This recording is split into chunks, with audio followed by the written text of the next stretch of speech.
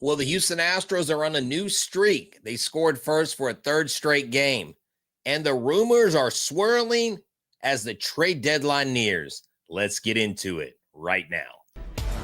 Yiner Diaz, this is Locked On Astros. Hello and welcome to Locked On Astros, your daily Astros podcast. Here are your hosts, Eric the Man Heisman and Brett H Town Wheelhouse Chansey. Hey there, everybody, and welcome into a special edition of Locked On Astros. This is a victory edition of Locked On Astros. I'm H Town Wheelhouse. You know where to find me at H Town Wheelhouse on X, Instagram, and TikTok, at Stros411 on X and on Facebook, and at Wheelhouse Media Company. Go to wheelhousemediastudios.com to check us out. And make sure that you are a subscriber to Locked On, that you're part of Locked On Astros Nation. Eric will be back tomorrow. He flies back in from New York, from the land of the evil empire, or are the Astros the evil empire? Tonight's episode is brought to you by 5 Hour Energy. 5 Hour Energy transfusion is amazing. Go to 5hourenergy.com today and use the promo code LOCKEDONGolf to receive 20% off your order.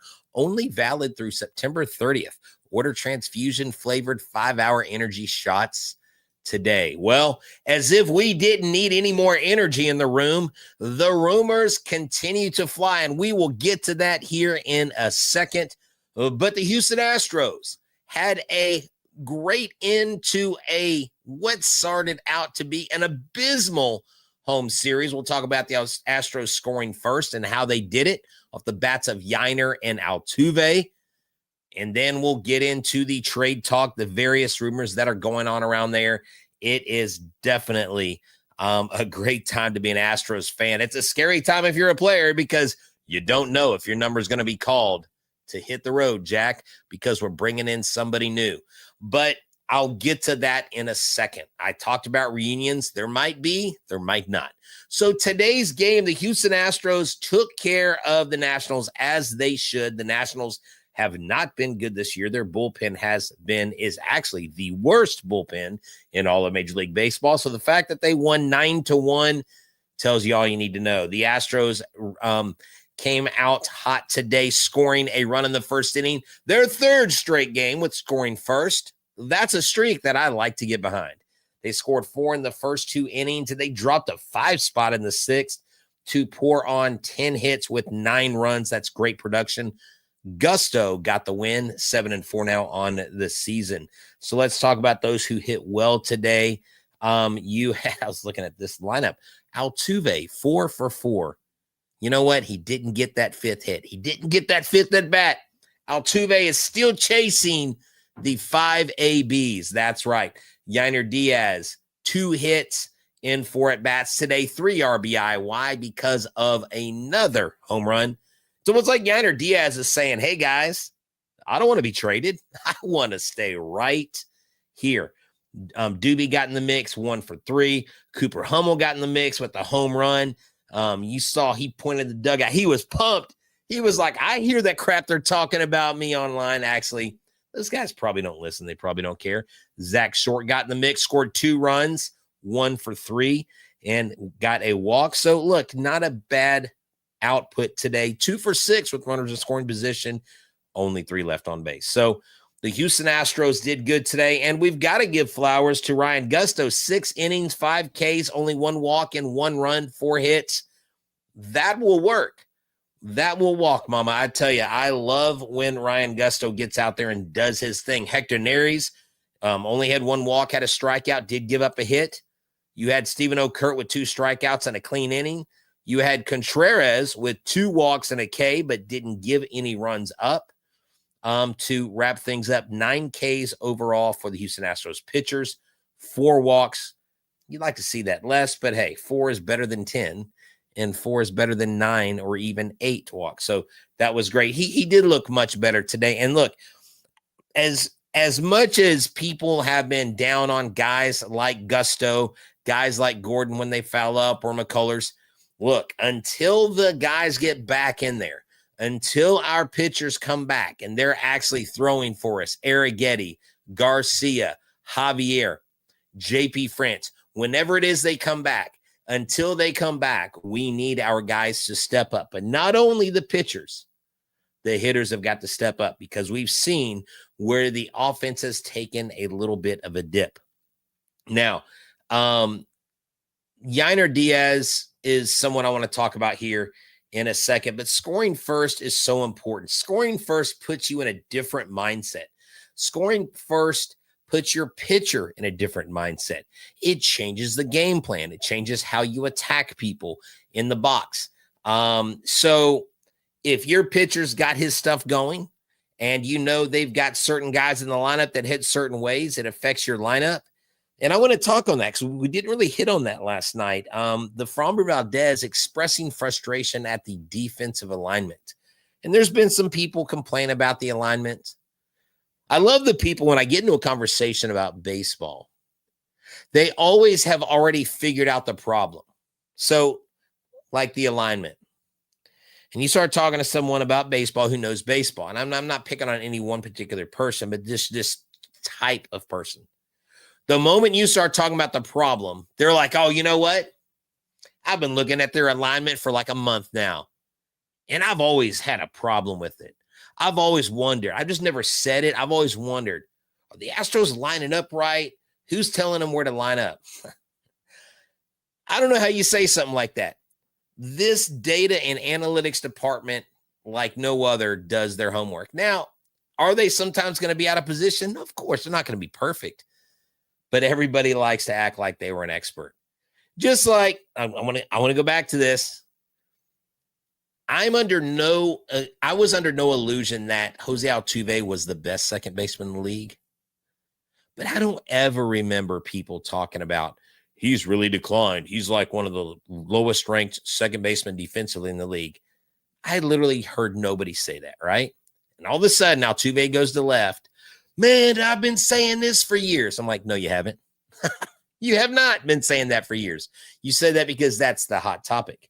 How many AAA outfielders do we have? I don't know. We may have one less here in a couple days. Actually, tomorrow, Thursday, 5:00 p.m. Central Standard Time is when the trade deadline is. So we go into the trade deadline and we're excited. We're excited. Why? Because Yiner Diaz he's kind of on fire right now. Are players motivated when they hear that they are possibly named as a trade piece to perform? I don't know. Yiner Diaz noticed or said verbally that he stopped chasing, that he's picking better pitches to hit at today when he went opposite field, and he's not trying to do too much. And then I guess a day or two later, it comes out, well, the Padres want to trade Dylan Cease and they want a major league catcher. Well, what does that mean? Probably Yiner Diaz. So I don't know that Yiner Diaz changed his swing or his approach because he's like, I don't want to be traded, but it's fun baseball banter. Hey, don't want to be traded, so let me start smashing the ball, right? I don't think that's what happened. Brett, is your alignment correct? Are you centered perfectly to the equipment and the screen? Sarcastic parody. What are you talking about? What are you talking about, bro? Of course I am. Why? Why are you asking me that? You really threw me off with that comment. Hey, sarcastic parody, you worry about commenting in the chat. I'll worry about where I'm aligned. Okay, buddy. Okay. Anyways, I don't know. Look, like if I go here, if I go there, whatever. So I'm right here. There's the camera. Okay. So I am looking right at it. There you go. All right. So Diaz has been constantly improving. Yeah, he has. Diaz has had a much better month. Of course, you're an expert sarcastic parody with sarcasm. Brett calling out. Hey, I am calling out everybody today. I mean, don't come on my show and criticize me. I mean, Eric's not here to take some of the blow. I'm not going to be anybody's whipping boy. I'll be darned. I'll stand on business, right? But seriously, let's get down to it. What do the Astros need to succeed to go forward? Well, before we go to the trade deadline stuff, because we're going to say that for the next two segments, they need the offense to do what they did today. They need Yiner Diaz. And yes, they need Cooper Hummel every few games to do something like this. They need when Caratini's in to actually contribute. He was 0 for 4 today. Come on, Caratini. You've really fallen off there. Yiner Diaz, 2 for 4. Smith, better job. Did have 2 Ks, did have an RBI, did have the sacrifice. We need more production out of those guys. Okay? With Trammell, when you're in there, we don't need to do Trammell leadoff anymore. Please, let's just not do that. I would rather Altuve be in there until Pena joins the team. I believe he's going to join the team Friday in Boston. That would be phenomenal. Oh, it was a joke, Brett. Well, see, sarcastic parody, even though your name is sarcastic, I take you very seriously. So I digress. But you know what? We will talk about those things next. But before we do, I want to tell you all about our friends at 5 Hour Energy. I need y'all to check this out. 5 Hour Energy. If you go to 5hourenergy.com, use the code LOCKEDONGolf to receive 20% off your order. 5 Hour Energy Transfusion brings a bold grape, ginger, and lime flavor of your favorite golf drink, minus the alcohol, into a quick, energizing shot, whether you're sinking birdies or just making memories with friends. This one's a hole-in-one for your energy game. And let's be honest, some days on the course or off the course, you just need an extra boost of energy to stay sharp and energized. I know I need that. Tomorrow, the company opens. We open the doors, grand opening. What do I need? 5 Hour Energy Shot Transfusion. That's what I need. And look, just like when I was golfing with my dad, I shared this last night at Battleground Golf Course in San Jacinto, right off of 225, I believe, in the Pasadena area, Deer Park area. I got my first birdie there. I was pumped. Now, can you imagine if I had a 5 Hour Energy? I probably could have hit 5 birdies in a row. But golf is all about good times and good people and good flavors, of course. The grape, ginger, lime flavor gives you the best part of your clubhouse go-to without chasing down that Bev cart. That's right. If you go to 5hourenergy.com today, that is the number 5hourenergy.com. You can use my promo code LOCKEDONGolf to receive 20% off your order. This offer is only valid until September 30th on one order and cannot be used with other promotions. The code is not good with subscription services. Get 5 Hour Energy today. Well, you know, sometimes you're good, sometimes you're great, and other times you just make it work and you can fake it till you make it, right? So you better be paying attention because things are changing fast and furious. And I'll just kind of give you a little bit of a timeline of the things I've heard and how things have evolved, okay? The Houston Astros have inquired about Carlos Correa. Carlos Correa did acknowledge today that he has made it known that he would approve a deal to the Astros, but he does not think that a deal will get done. It is a big, muddy, murky mess. It would be a messy situation, and here's what makes it difficult. Now, I think the ball's in the Astros' court, but the Twins are in sell mode. They are $415 million in debt. They are looking to sell assets that they can get rid of, okay? Trade. So how much salary would the Twins take on of Correa's salary? And if you bring Correa on and you get word today about Paredes' injury that he'll be out till September, they're getting a second opinion to see if he needs surgery to hopefully avoid surgery. If he avoids surgery and he's able to be cleared, he'll be back in September. So if he does come back this year, then you would move Paredes to second. You would put Correa at third, or some people even said put Correa in left field. But then how healthy is Correa going to be? I think the positives of bringing Correa back is he knows the clubhouse, he knows the culture. He was the first overall pick of Jim Crane's tenure, and he is kind of Houston's son. Why his family still lives here. His wife and his kids live here, and he calls it home still. And he would be reunited with Jose Altuve. And when Fromber kind of loses his stuff, he can get in his crawl and put his finger in his chest and say, Fromber, you got to man up. You got the flow. You're La Grasa. Like, all those things would be great to have. It's just, it would be tough to bring him here because, number one, who do they want in return? How much are the Astros going to have to pay? Now, 40+ million comes off the books next year. So you have that. But if you get Correa, then what other moves are you going to make? Look, a lot of people say bring Correa home. I don't necessarily have a problem with Correa coming back. There are just so many things that can happen or go wrong. Chandler Rome says the club doesn't think, oh, well, there you go. Astro Wolf Craig. If Chandler Rome says they don't think Paredes can play second, then where do you put Correa? Do you put him at second base? You don't move Pena. That's his spot. But if they get a second opinion, or they get that opinion that a doctor says he needs surgery, then he's done for the year. Salary cap, they're going to go over the luxury tax threshold. Jim Crane has given them the blessing to do that for the right deal.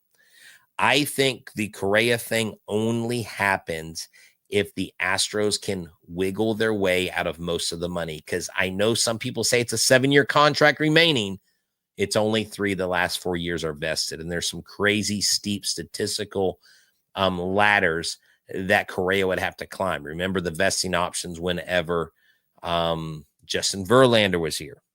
He's another name that people are like, all of a sudden, maybe we'll go get Justin Verlander. No, Justin Verlander's not having a good year. I'm not totally opposed to him being an Astro, but this year he just does not have it. Now, that kind of almost defeats my purpose of talking about Dylan Cease. But Dylan Cease, this is an interesting pitcher because he's having a down year. And what are the Astros done with pitchers that are having a down year? I think it's different with Verlander because of his age. Yusei Kikuchi, turn things around. Guys that come here in the second half, when Verlander came here the first time, turn things around, helped them win a World Series. Charlie Morton, turn things around. Hector Neris got better. I mean, the proof is in the pudding. Of course, Emilio says, heck no, Verlander. I'm not saying he's coming back. Charlie Morton, okay? I think Charlie Morton, I think Justin Verlander, while we have emotional ties to them because of what they did and contributed to this club championship-wise, I think they're too long on the tooth, and I don't think they need to. Now, but Michael, he says, I don't think the Astros have enough. But if he's a rental, they can't ask for the baby and the bathwater. They might just get the bathwater because Dylan Cease he's a rental. So if he's a rental, the price goes down. And I don't know there's a whole lot of teams checking in on Dylan Cease, maybe 2 or 3. So let's say they get Dylan Cease. The name that's been floated with Dylan Cease is that they've asked for Jacob Melton. Now, would you be in line with someone like Melton for Dylan Cease? Is that something you as a fan base would be okay with? Okay. He would be someone, it says rookie outfielder Jacob Melton is anticipated to be a part of an outgoing trade package, according to multiple MLB sources. That is according to Ari Alexander of KPRC Channel 2. So do you think that this would be a deal that they would do? The Astros are, in fact, interested in Dylan Cease, but the Padres' needs are catcher and outfielder. So Jacob Melton fits the outfielder, but do they also want a catcher? And if they want a catcher, is it a Cesar Salazar? I doubt it. I think they want someone in the big leagues. Does that mean Yiner Diaz? I hope not. I know some of y'all are like, trade Yiner Diaz. I'd trade him in a second for Cease. I don't know that I would do that. Is Chaz a part of that picture? I don't know what it is they want or what they will need to make this deal work. Nolan Arenado is also another name that comes up that the Astros have been interested in. And so Ben says, no, do not trade Melton. I believe that would be one of regret for a rental. And with so many coming back, I feel it's too much. Hey, no trade Melton. Keep Yiner. Look, y'all are all about, no, actually, it's not even a 1-year rental, guys. It's a third of a season rental. We're through 2/3 away of the season, boys and girls. Coughing up a current roster for a mid-level rental pitcher, I don't like it. But are we really calling Dylan Cease a mid-level rental pitcher? I mean, think about this. Let's really think about this. We know Dylan Cease's ceiling. He's been with the Padres. I'm not saying trade Diaz for him, but if Melton is the only one going, they're going to ask for somebody else. I mean, I don't know, guys. This is not checkers. This is chess. And this is why it's incredibly tough, I think, to be in Dana Brown's shoes. He's been blowing up the phone. We'll talk about more of this next as we wrap it up.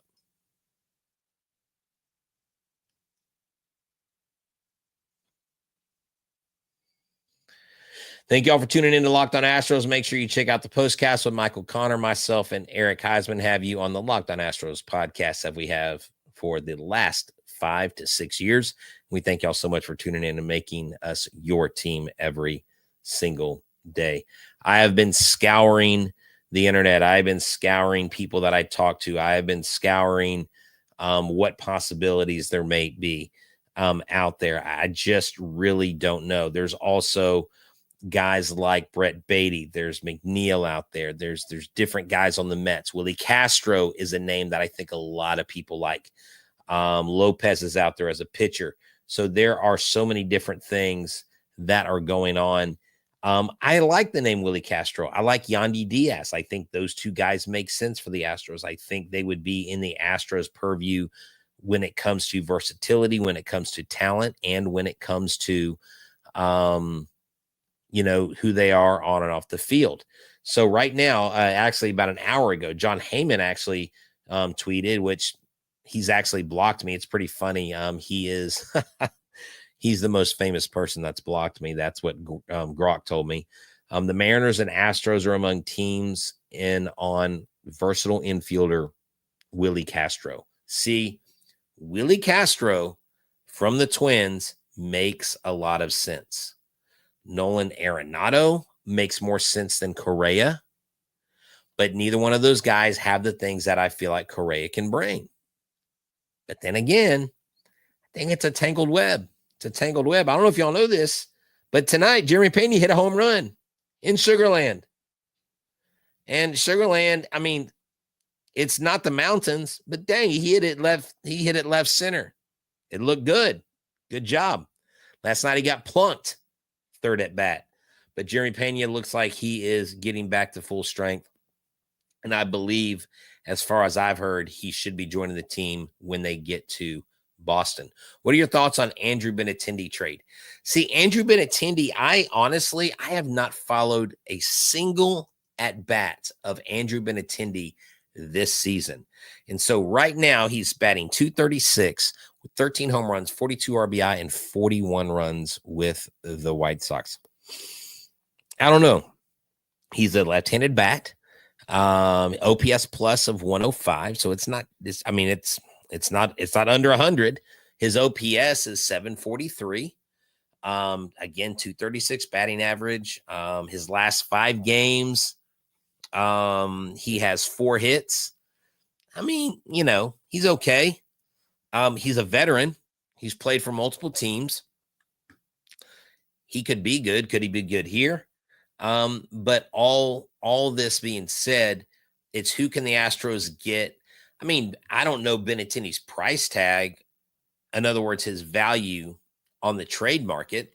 But he would be a realistic option. I think he would fill a need out in the outfield and as a left-hander, but he's listed as a DH right now.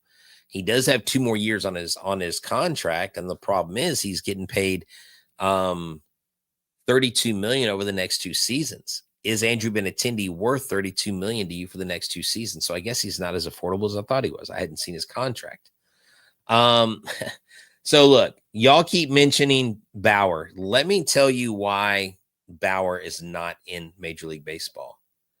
Number one, he hasn't been good lately. He got sent to the minors overseas. Okay. Yeah, he had that 20-something strikeout game in the Mexican League. That's not the same level of baseball. Trevor Bauer, before any of the stuff y'all are mentioning, all the false accusations, all that stuff, before he was in that light, whether it's false and it's 100% false, whatever, I'm not here to debate that. I know what the facts are, but that's not what this show is for. And I don't like Trevor Bauer. I didn't like him before that stuff. Okay. Trevor Bauer, to me, is a toxic player. Now, Trevor Bauer is very intellectual. He's very smart. He's one of those guys I would say is too smart for his own good. He thinks his you-know-what doesn't stink. When you throw a temper tantrum on a mound in a Major League Baseball game and you hurl a baseball into the outfield, and then you are, in the same season, you wear trash can shoes to troll the Astros, I'm sorry. No, he does not belong here. For whatever reason, he has been blackballed by Major League Baseball, okay? Bottom line, yeah, he's a baby man. That's right. He's a big man baby. In his stuff, he hasn't pitched in the majors in how many years now? And he keeps getting sent to the minors overseas in Japan? No, thank you. Or Korea, wherever he's playing, I'll pass. But I like Willie Castro. Willie Castro, I think, is a realistic trade target. Don't be surprised if you hear more chatter about Nolan Arenado. And if there's a certain so let's just wrap it up with this. If there's someone the Astros really want, this is what they could do. And this is what a lot of times they do. So you got player A that they really want, but then they know there's player B that's over here. What you do is you turn your attention to player B and you put it out there. Hey, guess what? We're going to be signing player B. We're going to go out there and get them, all the while creating urgency over here.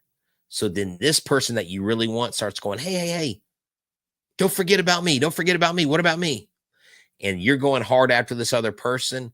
And then all of a sudden the demands start dropping and becomes more in your favor. And then you go get that guy you want. Is that Carlos Correa? Is that Willie Castro? Is that Dylan Cease? I don't know who it is. But there are a lot of options out there. I believe Dana Brown gets a bat and an arm at minimum. I think they're expecting a lot from Arrighetti. I don't know that they're expecting a lot out of the other guys. Of course, they won't tell you that. They're not going to say, yeah, we don't really expect anything out of Garcia and Javier. They expect them to perform. But I think realistically, Spencer Arrighetti has the highest ceiling in 2025 to finish out the year super, super strong. So that's what is going on. Ace ERA under 350. Okay, look, I understand that, but Dylan Cease, yes, but you look at what Yusei Kikuchi was doing before he got here.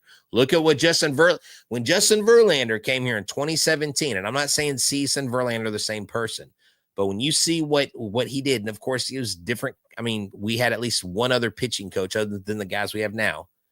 This ball club and their analytics department knows how to turn a pitcher around. And if there's anybody I would want them to try to turn around, it's someone like a Dylan Cease. The price has to be right. It has to make sense for the Astros. It has to make sense for the other team.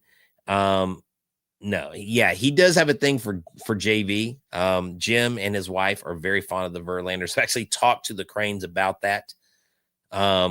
Jim Crane's wife loves both Justin and Ben Verlander. They love Justin's wife, obviously. And you know who else they really, really like? The Correas. They're still very close with the Correas. Is it going to happen? I don't know. Will the Astros make a move? I think it's a 90+% chance that they make not just one move, but two moves. The bottom line is this. The Houston Astros, despite everything they've gone through, despite all the injuries, despite all the chicken littles and the sky has fallen and we suck and this and that, the Houston Astros are only 2 games behind the 2 teams that are tied for first. And the Detroit Tigers just won 4 in a row. The Astros have won 2 in a row. The Blue Jays have won 1 in a row. They have won 1 game, not 1 in a row. That's not a streak. The Rangers are back down to the bottom. I mean, what's going on? I thought the Rangers were charging after us. And so the division record looks like this: 4.5 games above Seattle, 5.5 games above Texas. This Astros team is fine. What they've done with what they have is only going to get better because bats will come back, personalities will come back, pitchers will come back, and it will be a phenomenal end of the season. Y'all stay tuned because tomorrow Eric and I will talk to y'all about the trade deadline, the moves, and tomorrow morning, I've got to tell you, 10 a.m. at 11710 Broadway Street in Pearland, Texas, Wheelhouse Media Company will open its doors. We have our opening tomorrow morning, 10 a.m., 11710 Broadway Street. Ribbon cutting with the Pearland Chamber of Commerce. Wheelhouse Media Company officially opens up tomorrow. I'm excited. I'm humbled. I'm nervous. It's going to be a fun ride. I'm not going anywhere. I'm still locked in to Locked on Astros, just like you. We are your team every single day. Will Correa come back? Only time will tell.